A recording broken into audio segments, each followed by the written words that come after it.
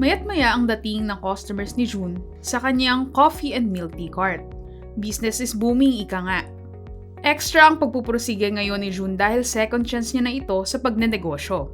Taong 2019 nang una siyang sumugal matapos na makahanap ng maliit na paupahang pwesto sa Central Avenue.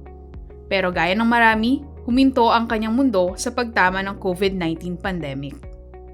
Nag-start ako noong 2019 habang nagtatrabaho. Maganda naman ang sale niya, kaya lang ng pandemic po is na-stop po siya. At kasabay ng pagkawala ng kanyang negosyo, nawalan din siya ng trabaho. Kaya naman todo kayod siya ngayon dahil ayaw niya nang maranasan na muling mawalan ng pangkabuhayan. Ayon kay June, hindi magiging posible ang tagumpay niya ngayon kung hindi siya nabigyan ng puhunan ng pangkabuhayang QC sa ilalim ng QC Small Business and Cooperatives Development Promotions Office o QC-SBC-DPO.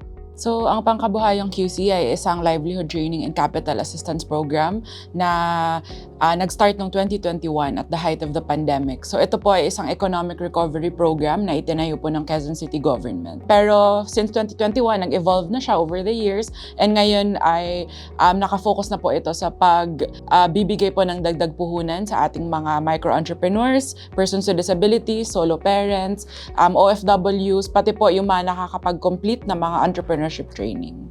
Sa Quezon City, itinuturing na backbone of the local economy ang mga maliliit na negosyo ng lungsod.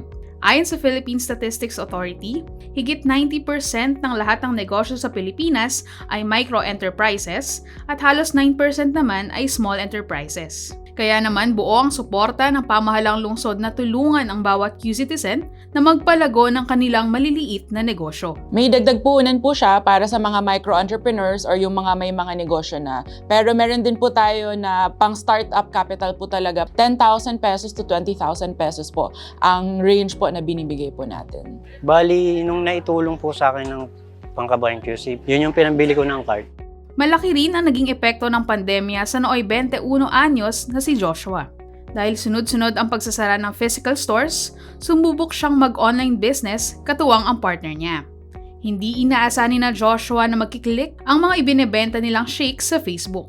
Ang naging unang customer namin, tuwang-tuwa siya sa nabili niya sa amin. Hindi niya expected na ganun kasarap. Tapos nag-positive feedback po siya sa amin. Pinost po namin sa online, nag-viral siya. Ayun, doon, nag-click. Para tuluyan pang palaguin ang kanilang business, nag-apply sina Joshua sa Pangkabuhayang QC para sa dagdag na puhunan.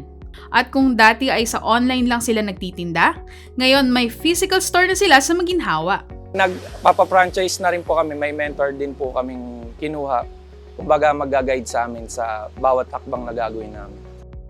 Tuloy-tuloy rin ang pag-alagawa ng negosyo ng artist at owner ng Bags and Beyond na si Pamela, isa rin sa mga benepisyaryo ng Pangkabuhayang QC. It started lang since mahilig ako mag-paint. So naisip ko, yung paintings ko, i-add ko sa mga bags since mahilig din naman ako sa bags. Dati, rumerenta lang ng makinang panahi si Pamela. Pero dahil sa dagdag puhunan na ibinigay ng programa, nakabili na siya ng sariling sewing machine. At ang mga gawang bags ni Pamela, hindi lang pang local. Nag-export na po ako ng Hong Kong. Lately lang po Thailand. Tapos meron po tayong Singapore, Europe, Canada, Australia.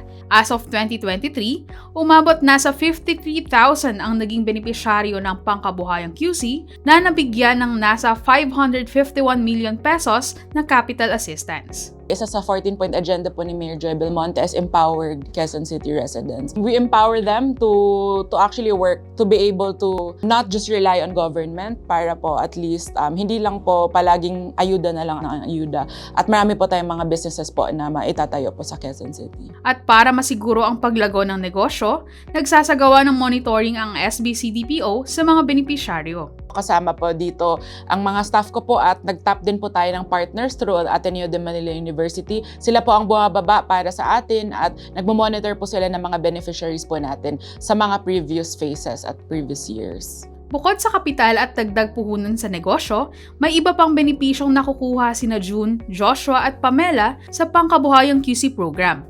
Regular ang pagbibigay ng trainings ng SBC-DPO at libre pa silang nakakasali sa Proudly Original Products of QC o POPQC. Itong program na to, may access po sila to trade fairs and bazaars na ginaganap po natin dito sa City Hall or sa mga iba't ibang malls sa Quezon City. Malaking tulong din yun kasi kumikita ako doon ng 15,000 sa isang araw. Pag nakatanggap ka ng ganung opportunity, iba po yung impact eh. Ang laking tulong na po nun kasi wala na po kaming gagastusin doon. Wala din po silang hinihinging percentage dyan or balik sa kanila.